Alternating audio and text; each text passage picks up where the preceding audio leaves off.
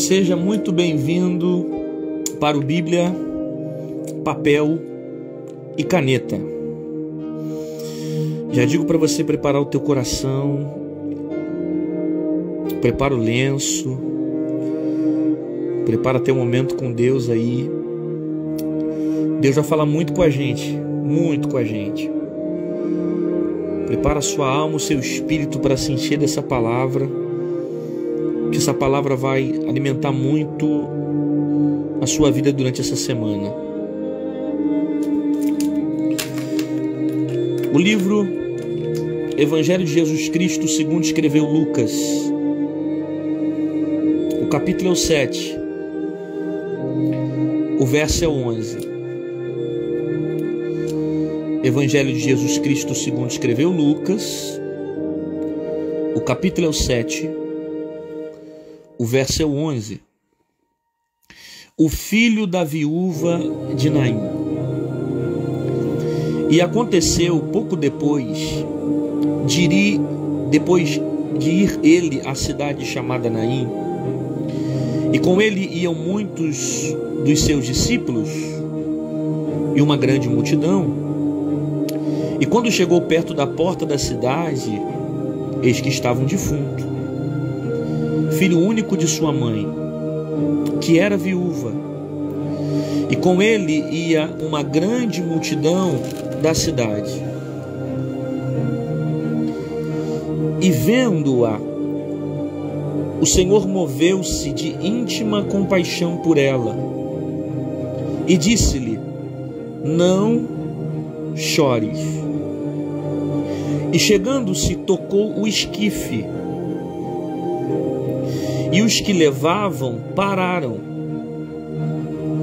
e disse: mancebo, a ti te digo, levanta-te.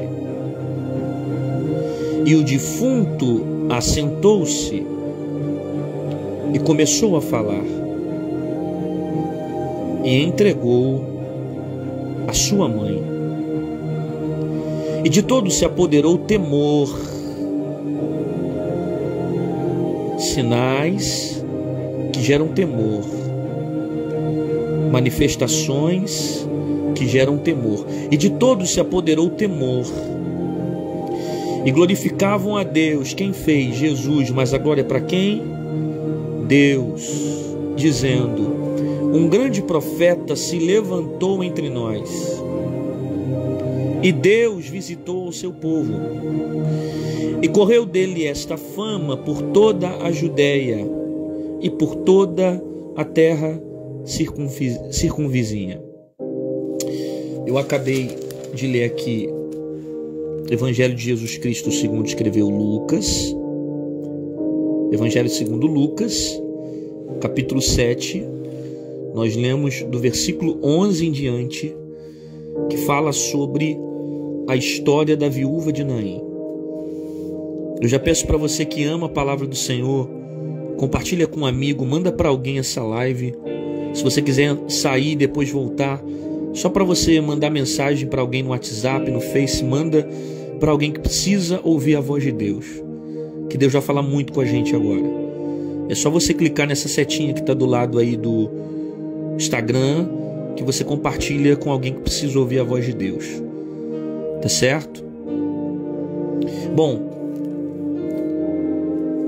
Jesus aqui, ele está entrando mais uma vez na cidade de Naim. Mais uma vez Jesus está entrando na cidade de Naim. Ele está acompanhado dos discípulos e uma grande multidão. Jesus chega na porta dessa cidade, e quando chega na porta, está acontecendo um cortejo. É um evento fúnebre, aonde o texto diz que uma mãe está saindo para o sepultamento do seu único filho. Ela era viúva e havia uma grande multidão também com ela na cidade. Então, uma multidão que acompanha ela pela empatia e pelo processo que ela está passando.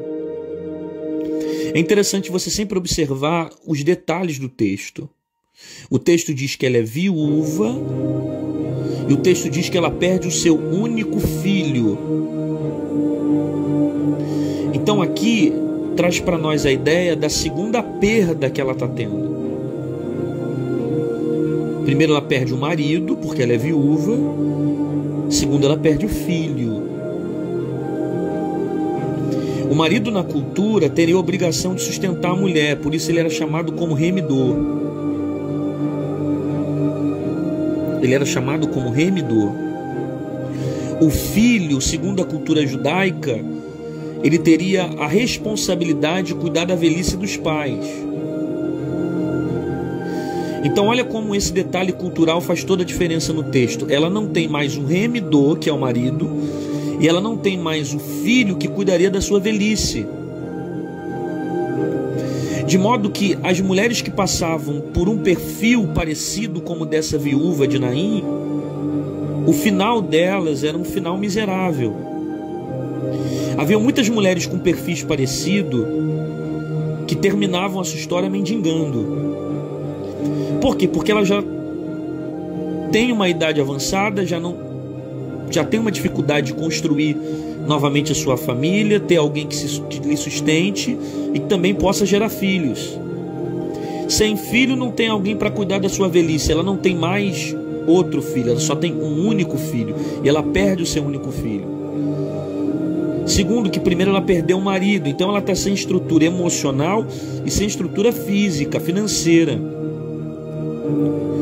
É tão preocupante a história de uma viúva que você vai ver Paulo nas cartas paulinas falando que uma das responsabilidades da igreja primitiva era cuidar do órfão e da viúva.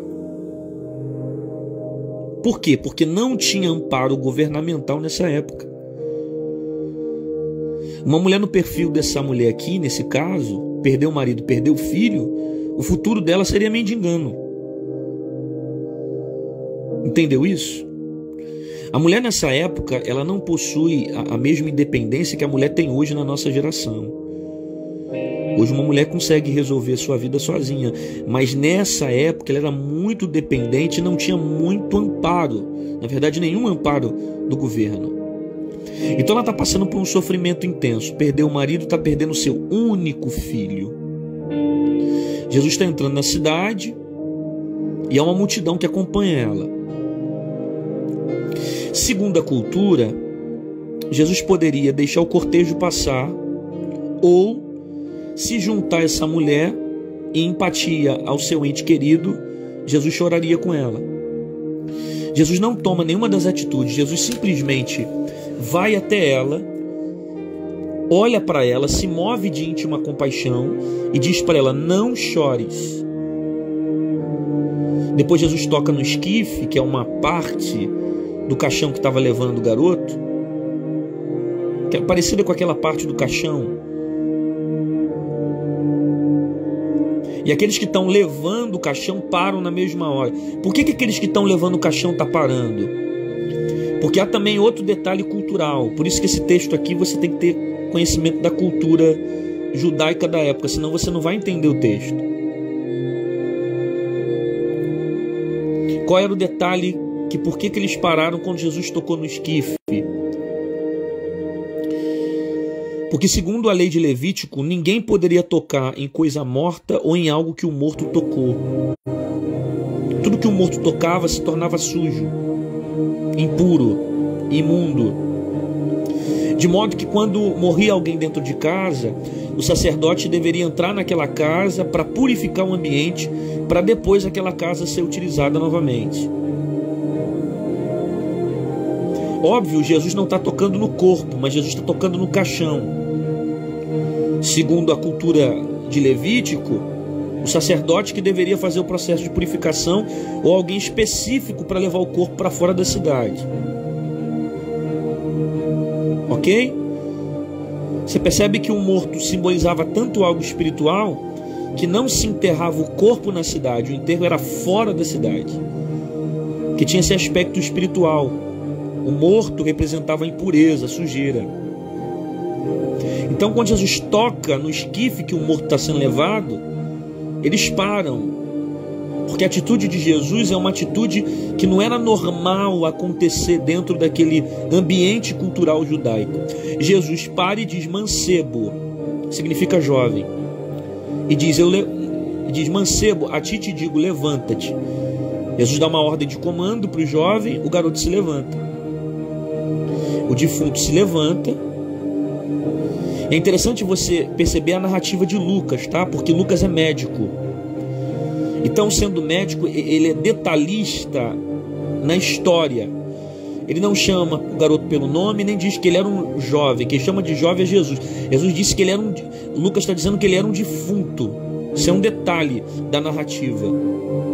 Para dizer, foi o defunto que se assentou. O defunto se assentou e começou a falar. Aí depois, Jesus pegou o menino e devolveu para a mãe.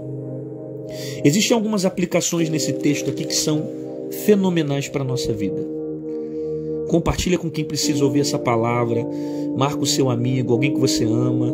Clica nessa setinha aí embaixo no Instagram, que Deus vai falar muito com a gente. Primeira observação que nós temos desse texto.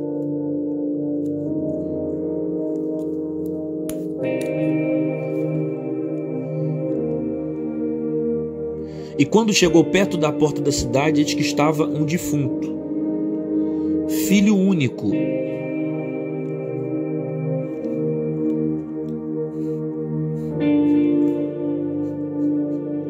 que era viúva.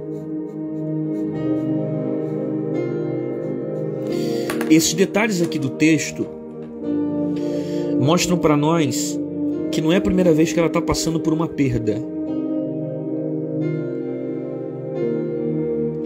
Ele é filho único, mas ela é viúva. Então o processo de perda se repete na vida dessa mulher. Porque a fase que ela está vivendo é a fase do luto. E quando nós passamos pela fase da tristeza, a fase do se afastar, a fase do chorar,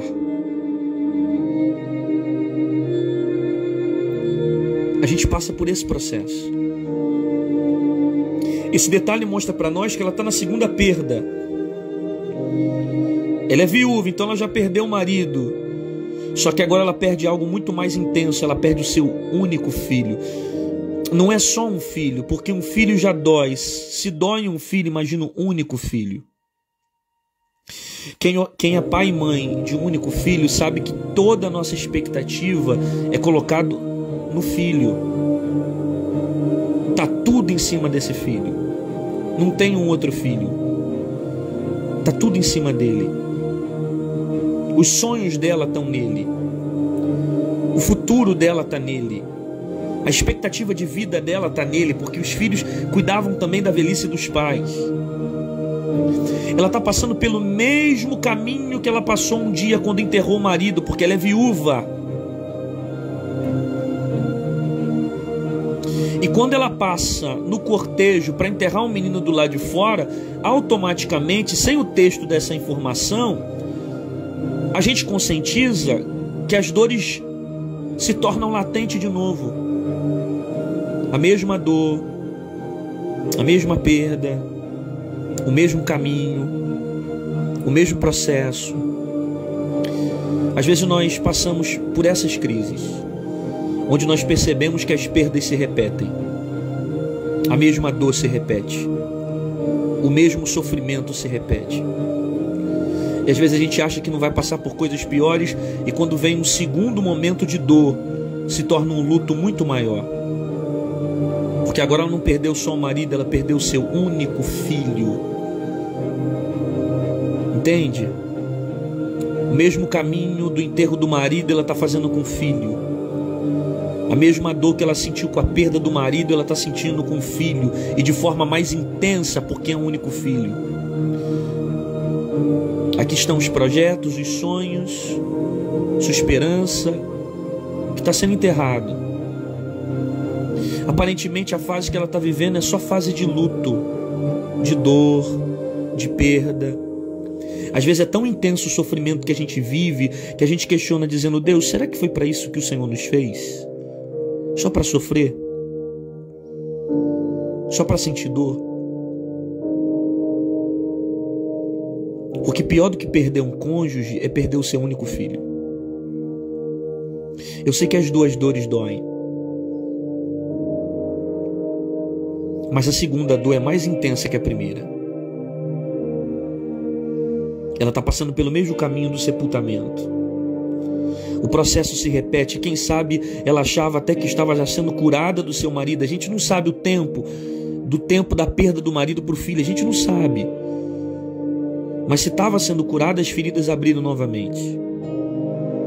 O processo se tornou intenso. É o único filho. Até o momento que você percebe, que Jesus está chegando na porta da cidade. Jesus chega onde? Jesus,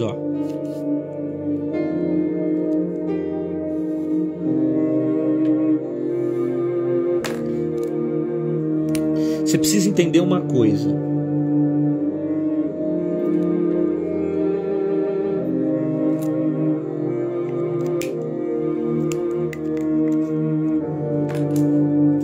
Você precisa aprender isso com Jesus. E se você aprender, isso vai trazer paz para a tua alma. Jesus está chegando na porta. Uma vez que o corpo passasse pela porta, ia ser sepultado do lado de fora. Então Jesus chega no extremo dessa mulher.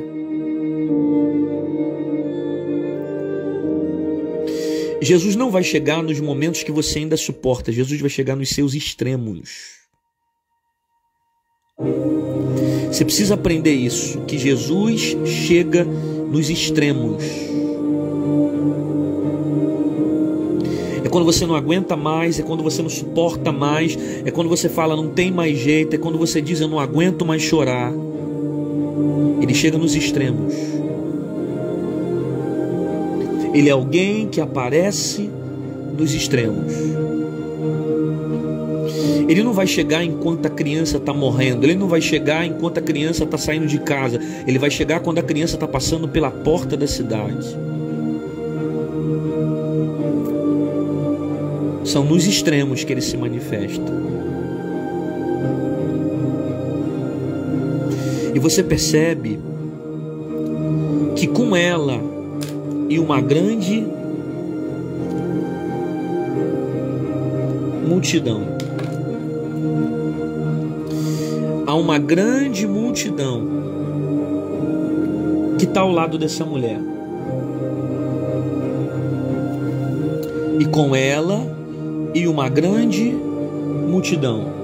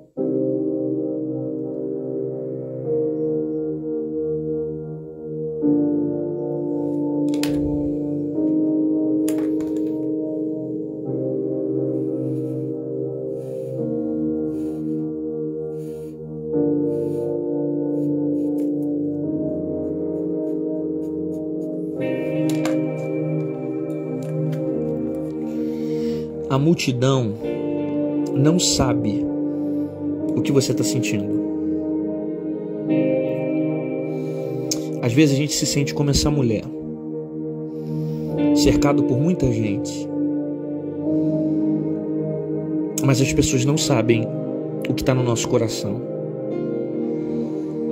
Eu sei que pode ter gente perto dela que verdadeiramente tem a empatia, mas só essa mulher sabe a dor que ela está carregando. Às vezes a gente está cercado de pessoas, cercado de amigos, há uma multidão do nosso lado. Só que mesmo tendo muita gente ao nosso lado, só você e eu sabemos, ou só você sabe, a dor que você carrega. Porque estar na multidão ou acompanhado por uma multidão não significa que você não sinta as dores e o processo. Mesmo tendo muita gente para chorar com você, só você sabe a dor que é perder um marido e perder um filho. As pessoas nunca vão saber ou dimensionar o sentimento que você carrega. Só Deus tem a verdadeira íntima compaixão. Essa multidão está acompanhando, mas não sabe realmente o que está no coração dessa mulher. Porque ela não só perdeu um filho, ela perdeu também um marido. O processo está se repetindo na vida dela. É intenso aquilo que ela está passando.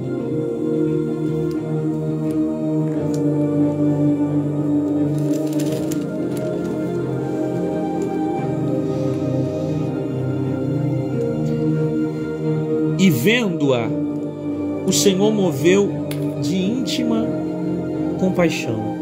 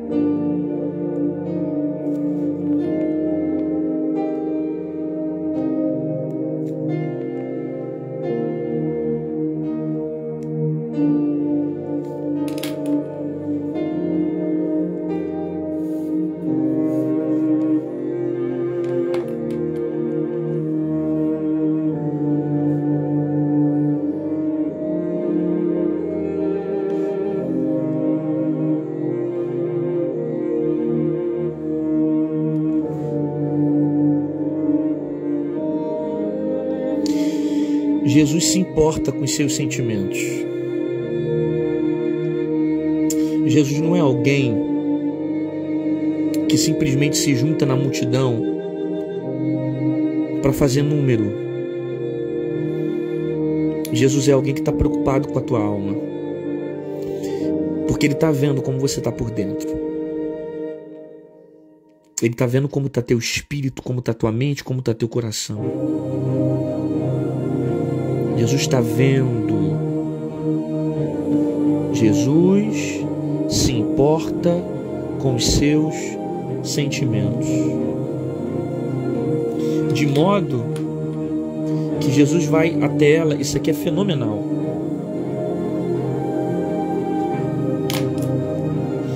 Jesus olha para ela e diz: não chores. Jesus se move por uma íntima compaixão, tem empatia pelo sofrimento dessa mulher, porque a partir do momento que ele vê, esse olhar aqui não é um olhar superficial. Ele vê o cenário, mas ele vê a alma também. Ele vê alguém que está passando pela segunda perda. Jesus sabe o que está acontecendo, de modo que ele se move por uma íntima compaixão, olha para ela e diz: não chores. Entenda essa expressão aqui, porque ela é fundamental. Jesus não está sendo grosso com essa mulher, e quem interpreta dessa maneira faz uma exegese errada. Jesus não está mandando essa mulher engolir o choro. Por quê? Porque o próprio texto diz que ele estava sendo movido por uma íntima compaixão. Então a expressão de Jesus é com amor.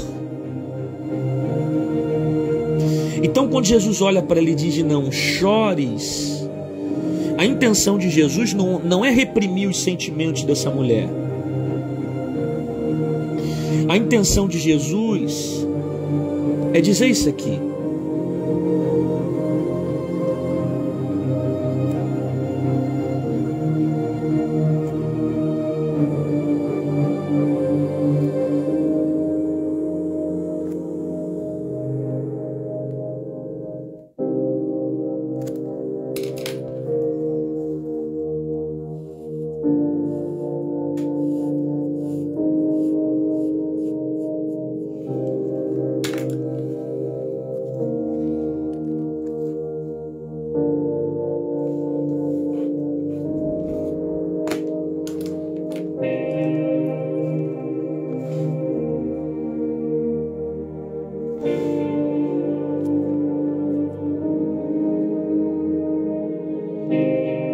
Então, quando Jesus diz para ela: não chores,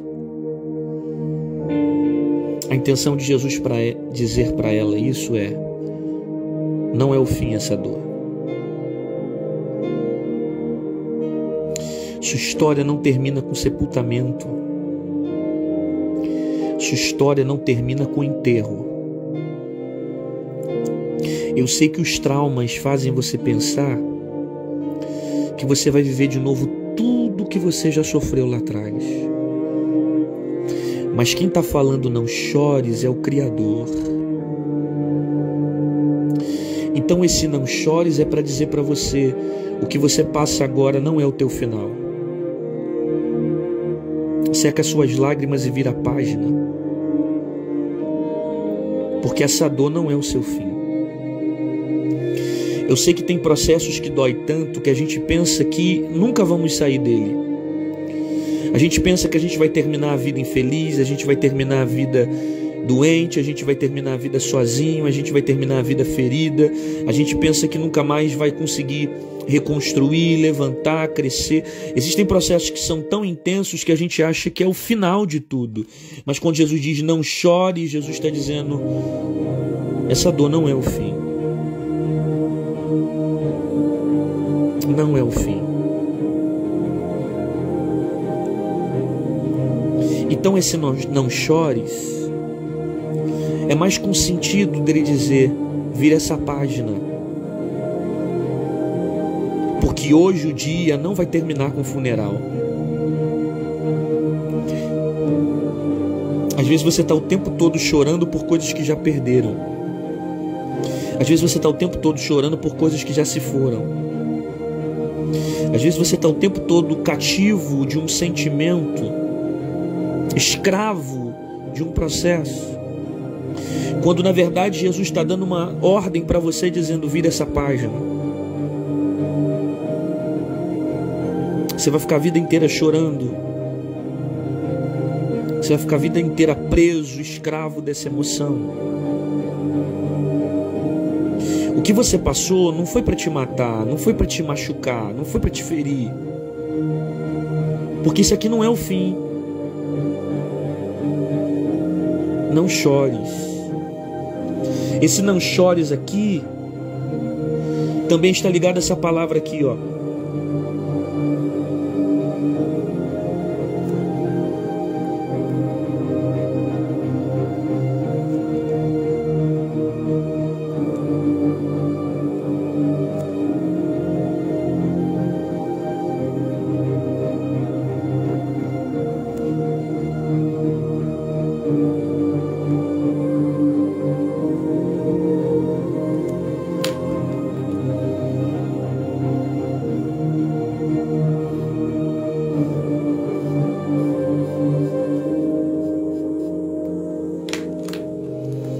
Não sofra precipitadamente. Não chores, não sofra precipitadamente. Por quê? Porque o que você sente agora não é o fim. Quantas pessoas sofrem precipitadamente? O garoto não está nem enterrando, mas você já está imaginando ele enterrado. O garoto nem foi enterrado e você já está imaginando a cena de jogando terra em cima do corpo. Não sofra precipitadamente. Porque quem está diante de você é a ressurreição e a vida. Quantas pessoas que estão vivendo nesse mundo estão sofrendo precipitadamente. Sofrem com crises de ansiedade. E ansiedade é excesso de futuro. As coisas nem aconteceram ainda e ele já está sofrendo. Aí você tem um filho de 10 anos e você está sofrendo com a faculdade dele dos 18, 19 anos. Mas calma, nem aconteceu ainda. Você não está vivendo as fases. Aí você fica a vida inteira sofrendo precipitadamente, se prendendo a sentimentos que ainda nem aconteceram. Ok, o garoto morreu, mas não foi enterrado. Quem está diante dessa situação é Jesus. E o problema é que muitas das vezes essa palavra, precipitação, ela te domina. Aí gera distúrbio no seu emocional, gera distúrbio no seu psicológico, gera trauma, gera ferida. Pare de sofrer precipitadamente. Pare de sofrer por preocupações. Você se preocupar por coisas que ainda não são tempos de serem vividas.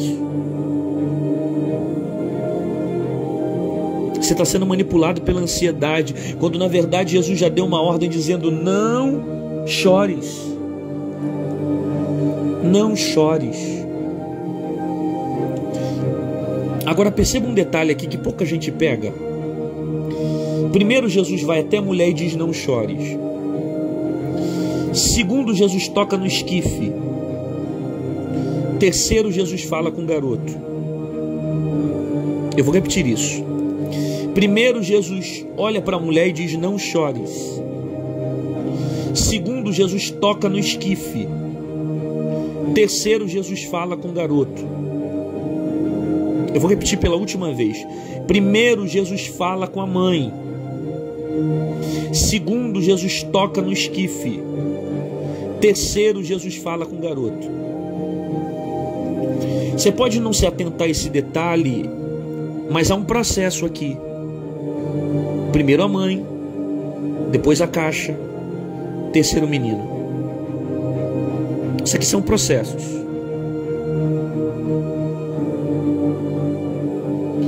Porque antes de Jesus ressuscitar o garoto, antes de Jesus fazer um milagre na vida do garoto, Jesus primeiro vai acalmar a mãe.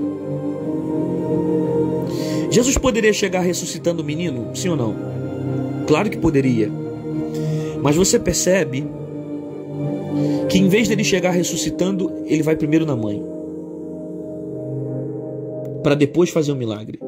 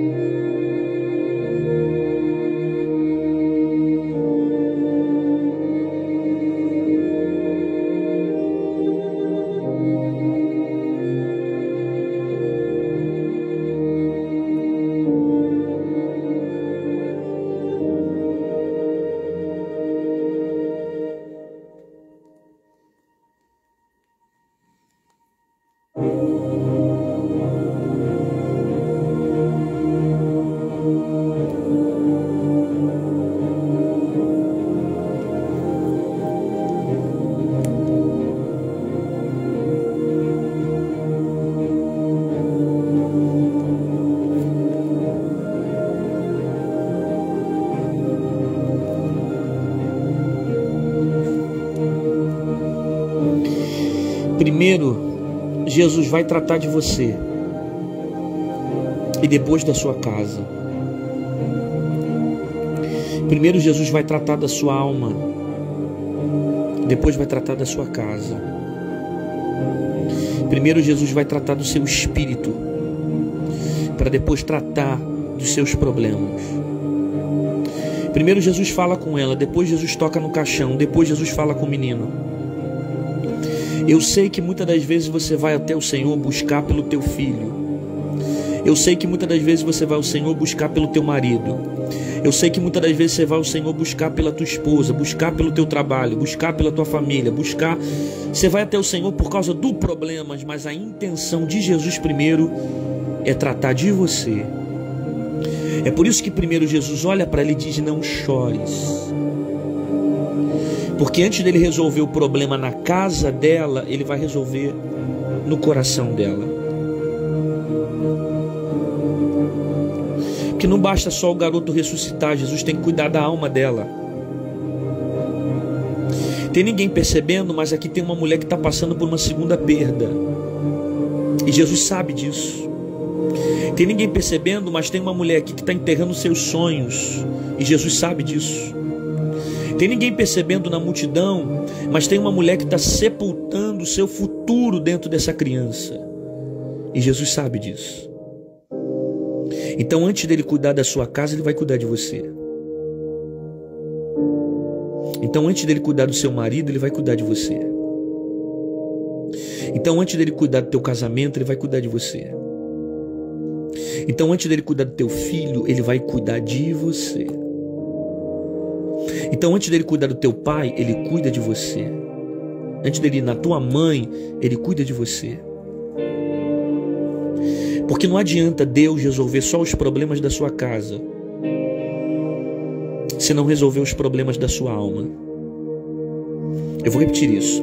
Não adianta só Deus resolver os problemas da tua casa, se não resolver os problemas da sua alma.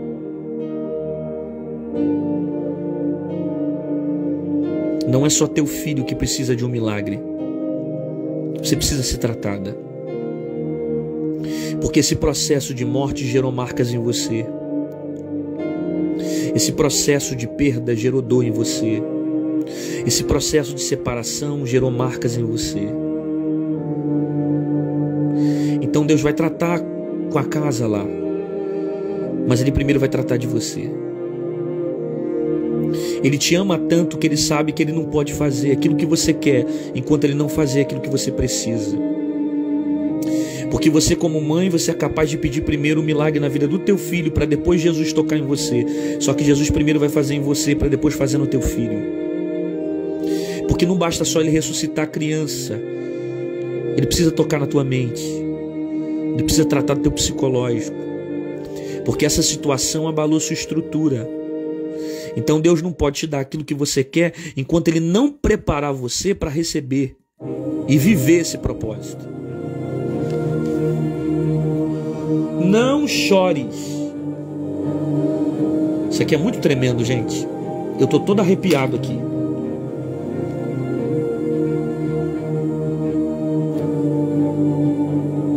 E chegando, tocou o esquife. Jesus toca onde? Na caixa. Jesus toca onde? Na parte que estava sendo levado o corpo do garoto. Jesus toca no esquife. Quando Jesus toca no esquife, os que levavam pararam. Olha que forte isso. Quando Jesus toca no esquife, quem está levando o caixão para. Você está vendo Jesus gritando para alguém parar esse funeral? Você está vendo Jesus gritando, dizendo: parem esse funeral.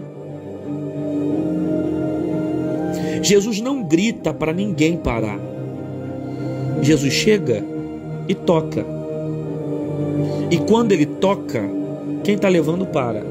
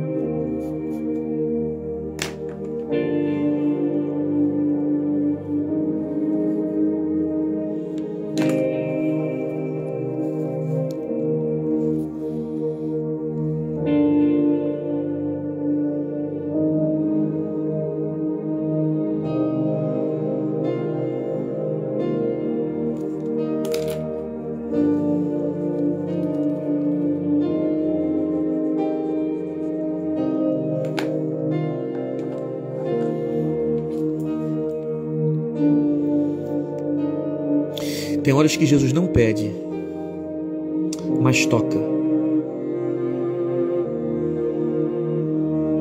Tem momentos que Ele não vai pedir, mas vai tocar. Você está orando e está dizendo: Jesus, vai lá e fala com ele. Jesus vai lá e diz alguma coisa. Só que tem momento que Ele não vai falar, tem momento que Ele vai tocar. Ele não vai mais falar com aquele homem, Ele não vai mais falar com teu filho, Ele não vai mais usar alguém para falar com teu marido. Ele vai tocar agora. Tem momento que Ele não diz nada, mas Ele toca. Tem momento que Ele não fala nada, mas Ele conduz a situação. Tem momento que Ele não diz uma palavra, mas Ele está todo momento no controle, tocando, parando o funeral.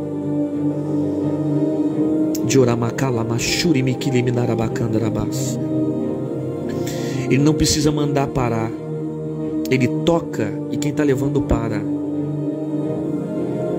Você está esperando Jesus falar com ele, mas Jesus não vai falar, Jesus vai tocar. Você está esperando Jesus se manifestar falando, mas Jesus não vai falar, Jesus vai tocar. Isso aqui são etapas.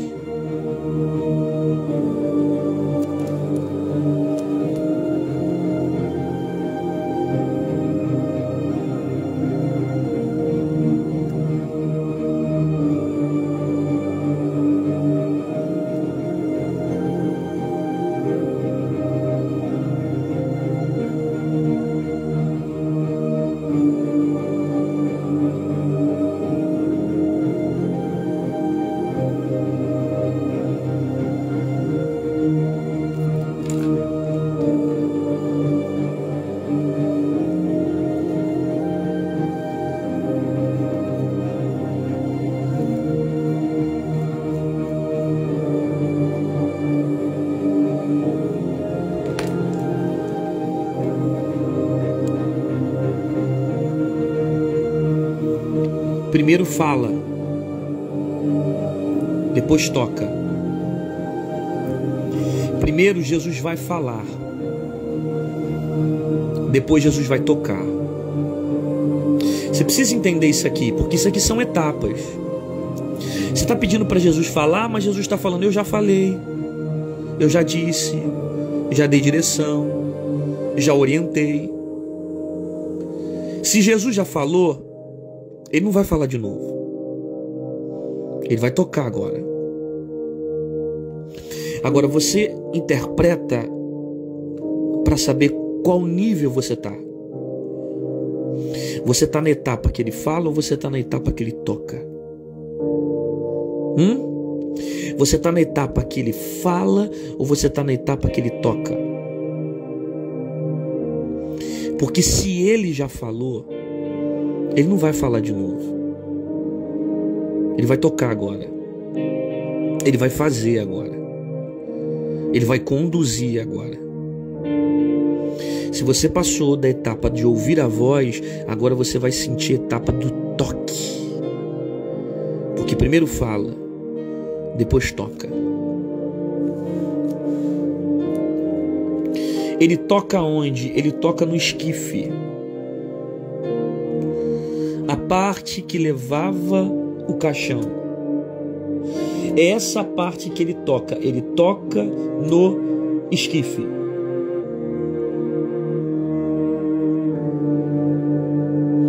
E os que levavam pararam.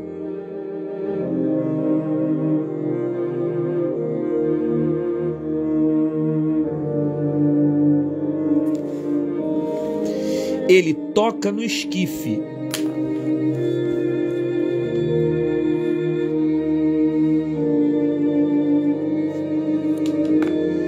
Ele toca no esquife, e os que o levavam pararam.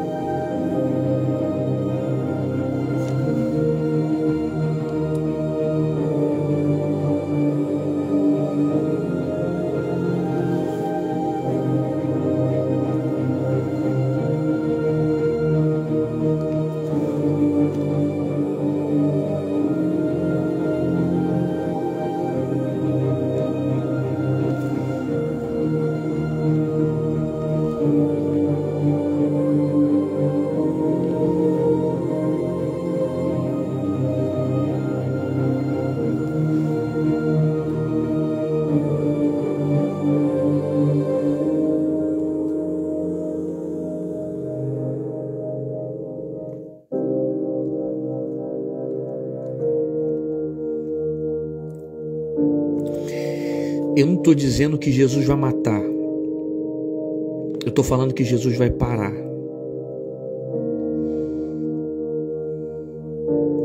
Jesus não vai matar. Jesus vai parar. Ele vai criar resistência. Ele vai ser resistência. Ele vai parar aqueles que querem enterrar os sonhos. Ele vai parar aqueles que querem enterrar os projetos. Ele vai parar aqueles que querem sepultar o menino. Ele vai parar. Porque Jesus sabe como estão conduzindo essa situação. Jesus sabe como estão fazendo de tudo para enterrar o garoto. Então Jesus toca para parar aquela condução. Jesus toca para parar aquele movimento. Jesus toca para que aquele corpo não saísse da cidade. O milagre não vai acontecer fora da cidade. O milagre vai acontecer dentro da cidade. Porque são os mesmos que viram o corpo sendo levado para fora de casa, sendo preparado para o sepultamento, sendo colocado no caixão. São esses mesmos que vão ver o poder de Deus sendo manifestado. Jesus vai parar aqueles que querem enterrar. Jesus toca onde, gente? Jesus toca no esquife. Por que aqueles que levam o caixão estão parando? Por que aqueles que estão levando o menino param? Porque há um conhecimento aqui, um detalhe cultural, que nenhum homem poderia ter contato com coisa morta. A lei de Levítico diz que tudo que o morto tocava sujava. Jesus não toca no corpo do garoto, mas Jesus está tocando naquilo que leva o menino. Então, pela lei, quem toca no morto se suja. Mas você percebe que Jesus não tem medo e nem receio de tocar naquilo que está morto. Isso aqui era algo tão sério em Levítico que a lei de Levítico dizia que depois que alguém morria dentro de casa, o sacerdote tinha que vir purificar a casa para depois as pessoas usarem o ambiente de novo. Porque tudo que o morto tinha contato sujava. Então havia um sentido espiritual do morto tocando as coisas. Ele manchava, ele sujava. Você percebe que Jesus não tem receio de tocar e nem ficar imundo. Porque não é a sujeira do garoto ou a sujeira do morto que vai contaminar Jesus. Mas é o poder que está em Jesus que vai ressuscitar o morto. Eu vou repetir isso. Não é a sujeira do garoto que vai deixar Jesus imundo, mas é a glória que está em Jesus que vai ressuscitar o garoto. Eu vou falar de novo. Não é a sujeira do morto que suja Jesus, mas é a glória de Jesus que ressuscita o morto. Porque tem gente dizendo assim: eu não vou tocar nele porque eu estou sujo. Eu não vou tocar nele porque eu estou morto. Eu não vou tocar nele porque eu sou imundo. Eu não vou tocar nele porque eu não presto. Eu não vou tocar nele porque eu sou pecador. Ah, se você soubesse. Se você soubesse que não é a sua sujeira que mancha ele, mas é a presença dele que te limpa. Se você soubesse que não é o que você tem que suja quem ele é, mas é a glória dele que te faz você se libertar do mundo que você vive. Às vezes nós estamos como um morto, dizendo: eu não tenho condições de tocar em Jesus, eu sou falho, eu sou pecador, como é que eu vou tocar nele? Às vezes nós se limitamos tanto a ponto de dizer: eu caí, eu estou fraco, como é que eu vou tocar? Como é que eu vou me envolver com ele? Mas não é o seu pecado que mancha ele, é o sangue dele que te purifica.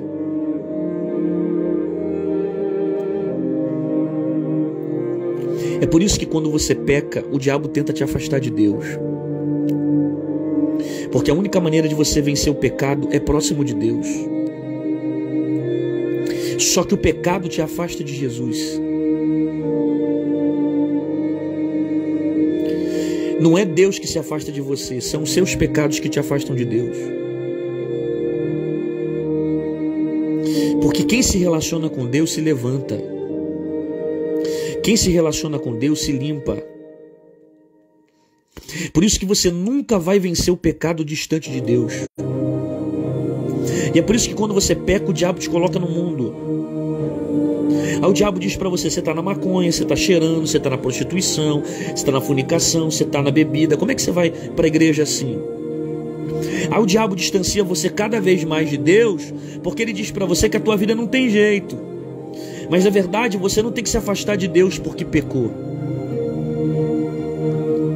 Se aproxima de Deus até você vencer o pecado.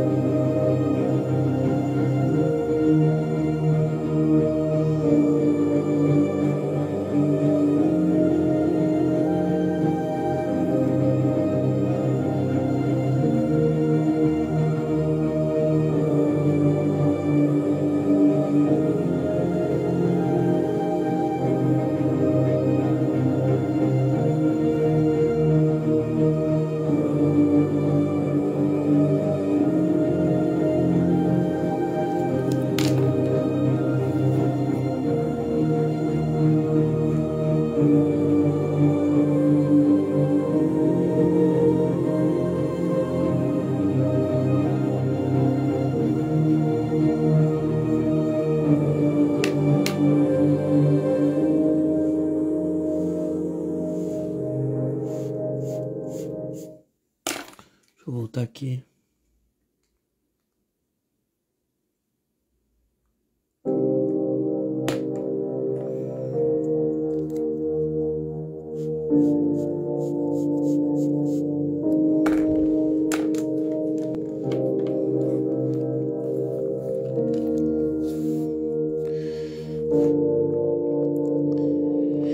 Não se afaste de Deus porque pecou, mas permaneça com Ele até vencer o pecado. Não se afaste de Deus porque pecou, mas permaneça com Ele até vencer o pecado. Pecou, caiu, errou, se aproxima de Deus, porque é somente próximo de Deus que você vai ter força para vencer suas guerras. É por isso que o diabo te afasta de Deus, porque ele sabe que você longe você não tem força para vencer. Faz ao contrário quando você errar. Se aproxima de Deus, porque é somente próximo dele que você vai vencer.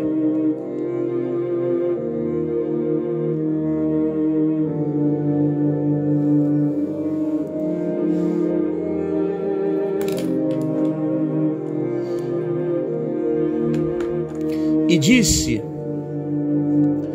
mancebo. Olha que sensacional isso aqui. Mancebo.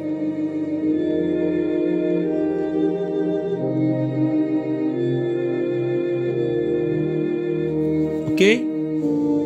Mancebo significa jovem. Isso aqui são palavras de Jesus. E chegando, tocou o esquife, os que levavam parada, e disse: mancebo, jovem, a ti te digo, levanta-te. Mas olha que interessante a narrativa. Lucas é médico. Então Lucas ele é detalhista nessas questões de doença e de estado da pessoa. Ok? Olha isso aqui, ó, da narrativa de Lucas, ó. E aconteceu pouco depois de ir à cidade chamada Naim, e não muitos dos seus discípulos, grande multidão, e quando chegou perto da porta, levavam o quê? Um defunto.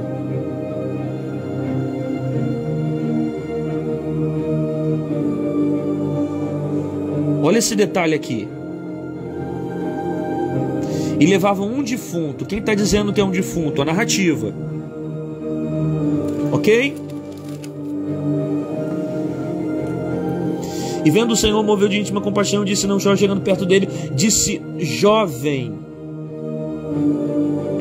Quem está falando aqui? Quem está falando aqui é Jesus. Jesus vai chamar o defunto de jovem.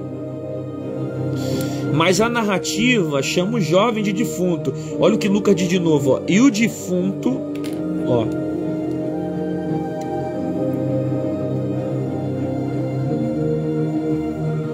e o defunto assentou-se. A narrativa chama o garoto de defunto,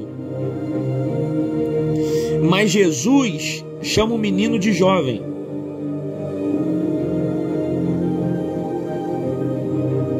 Isso aqui é sensacional.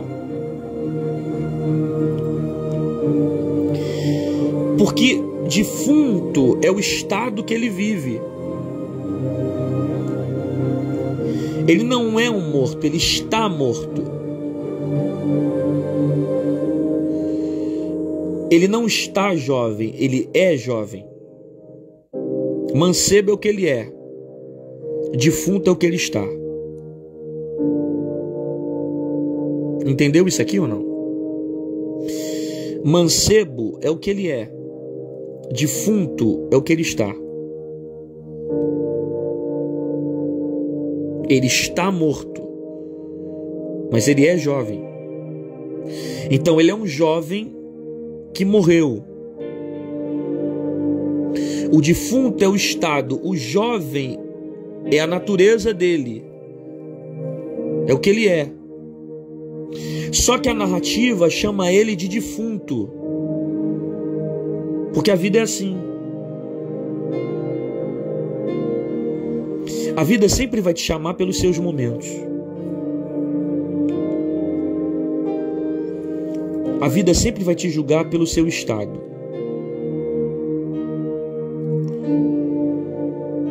A vida nunca vai te avaliar pelo que você é. A vida sempre vai te julgar pelo momento que você vive. Então, se o momento é de defunto, ele é um defunto. Deixou de ser jovem para ser defunto. Porque o estado que ele está passando nesse momento é de morte. Só quando Jesus olha para ele, Jesus não fala: ô morto, levanta. Jesus olha para ele e diz: jovem, jovem, eu te digo, levanta.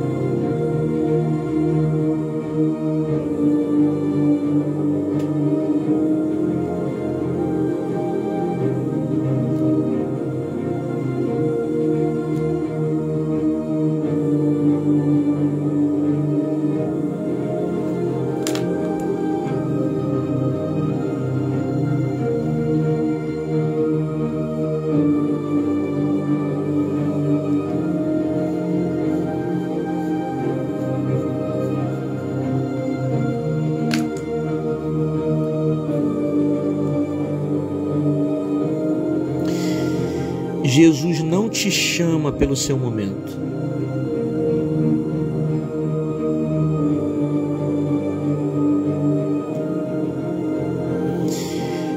As pessoas te julgam pelo momento.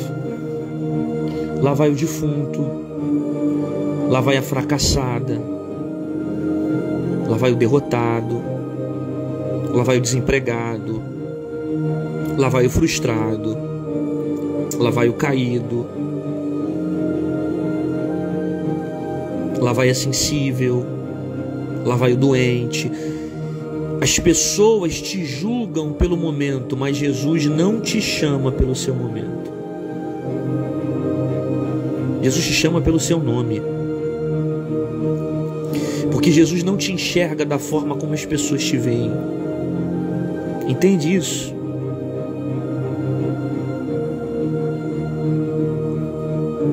Você não é o momento que você vive. Você pode estar morto agora, mas você não é um defunto. Você pode estar caído, mas você não é um caído. Você pode estar fraco, mas você não é um fracassado. Porque não é isso que Jesus diz sobre você. Você é coroa da criação de Deus. Você é filho de Deus. Só que o diabo, ele insiste em nos chamar pelo nosso momento. O diabo persiste em nos chamar pelo momento. Entende? Guarda essa frase aqui, porque essa frase é muito forte. Essa frase que eu vou colocar aqui, ela é muito forte. Anota ela no seu coração.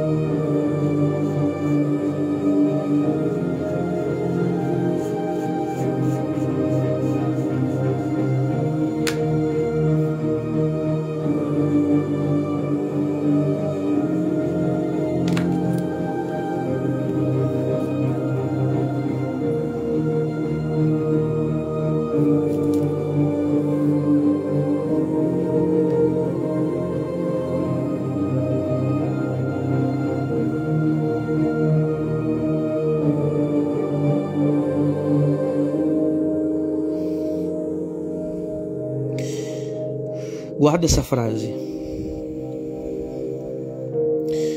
O diabo conhece o seu nome, mas te chama pelos seus pecados.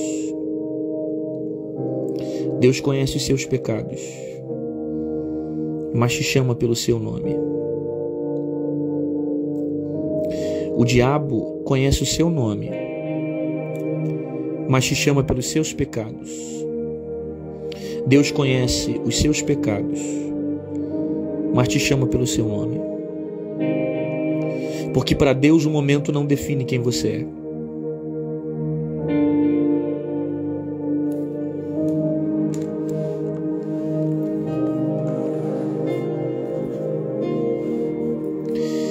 E o defunto assentou-se e começou a falar. O que Jesus está fazendo aqui? Jesus está conversando com o morto. E glória a Deus por isso. Porque Jesus ainda conversa com o morto. Nunca teve morto para Jesus. Está morto para os outros. É defunto para a narrativa, mas para Jesus é um jovem. Tem gente dizendo assim, já morreu, não tem jeito.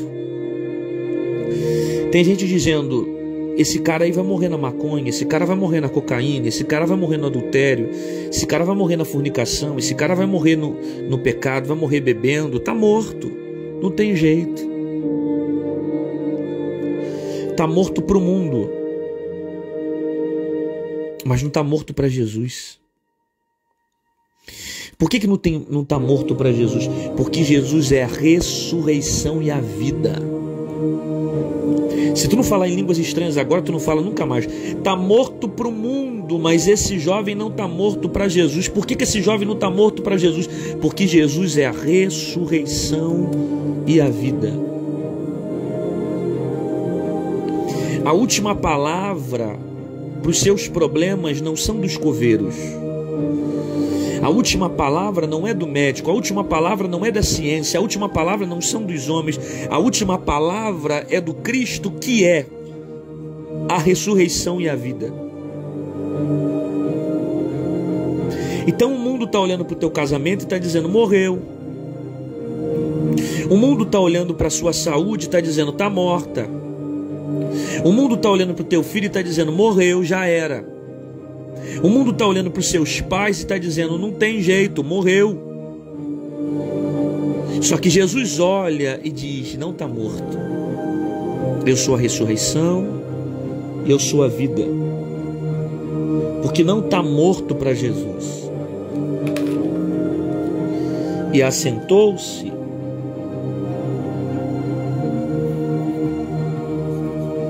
e começou a falar.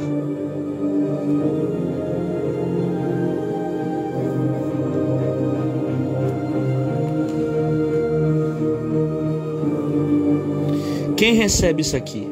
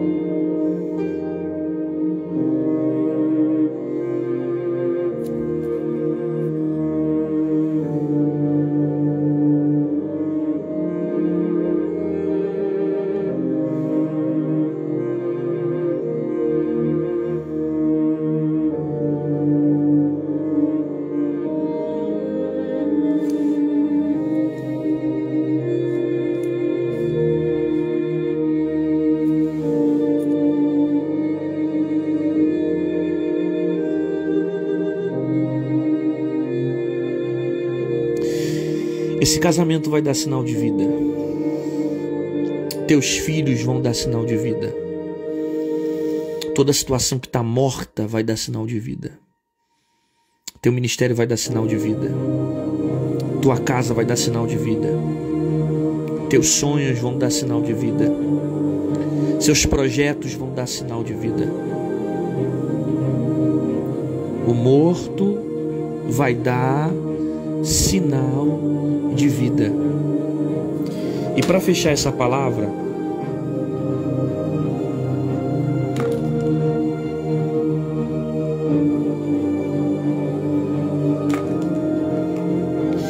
e entregou a sua mãe.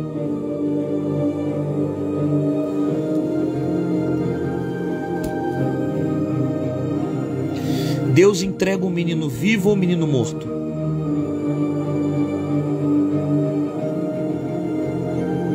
Vou perguntar de novo. Deus entrega o menino vivo ou morto?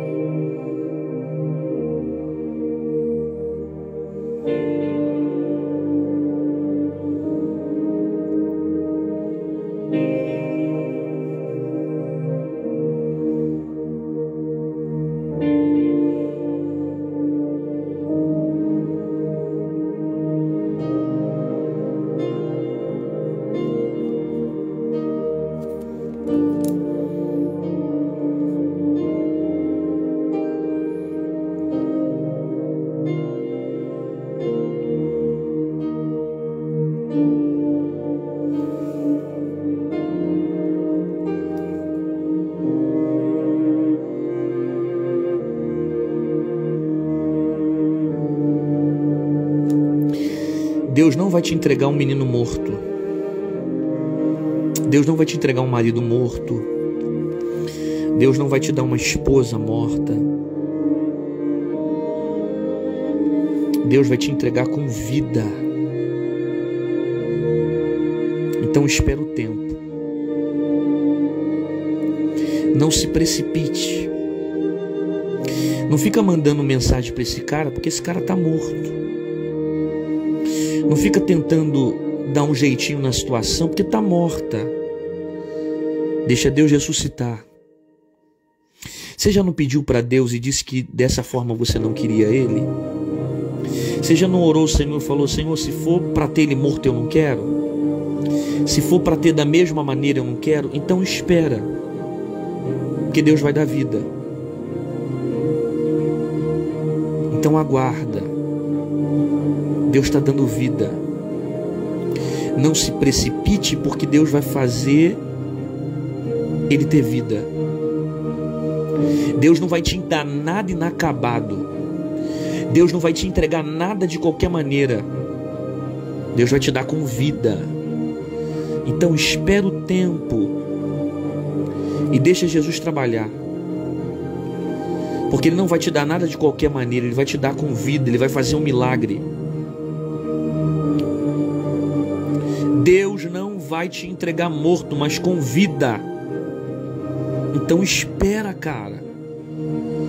Para de ficar mandando mensagem de WhatsApp pro teu ex. Para de ficar, sabe, espera. Deixa Deus tratar. Deixa Deus trabalhar. Ele está no controle dessa situação. Ele está conduzindo tudo. Então espera. Senhor, nós louvamos o teu nome nessa noite, porque tu és um Deus de milagre. Tu és um Deus que responde às nossas orações. Tu és um Deus que nos devolve com vida. E eu sei que aqui tem pessoas que estavam na porta da cidade, preparadas para enterrar o seu único filho, preparadas para sepultar os seus sonhos e os seus projetos. Mas o Senhor é a ressurreição e a vida. O Senhor é o Deus que nos levanta. O Senhor é o Deus que nos sustenta. Eu te peço que essa palavra venha repercutir por essa semana, gerando vida em toda a terra que está morta, gerando vida no casamento, gerando vida no ministério, gerando vida na igreja, gerando vida na rua, na família, nos parentes. Que essa palavra seja uma palavra de milagre. Eu abençoo a vida dessas pessoas, no nome de Jesus. Amém. Resumo final do Bíblia, Papel e Caneta.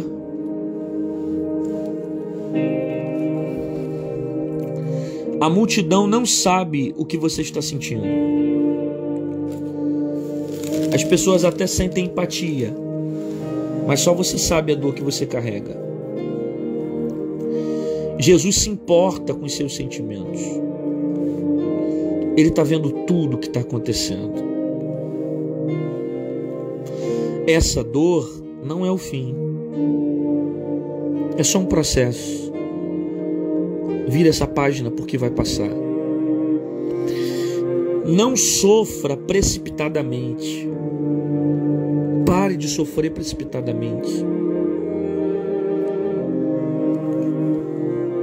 Primeiro Jesus vai tratar de você e depois da sua casa. Primeiro você, depois sua família. Tem horas que Jesus não pede, mas toca. Primeiro fala, depois toca. São etapas. Primeiro fala, depois toca. Jesus vai parar aqueles que querem enterrar. Não se afaste de Deus porque pecou, mas permaneça com Ele até vencer o pecado. Jesus não te chama pelo seu momento. Jesus não te chama pelo seu estado. O diabo conhece o seu nome, mas te chama pelos seus pecados. Deus conhece os seus pecados, mas te chama pelo seu nome. O morto vai dar sinal de vida. Deus não vai entregar morto, mas com vida. Espera o tempo. Até o próximo domingo, às 11h41, aqui no meu Instagram. Se Jesus não voltar, se tudo der certo, nós estaremos aqui com Bíblia, papel e caneta. Deus te abençoe. Fica na paz.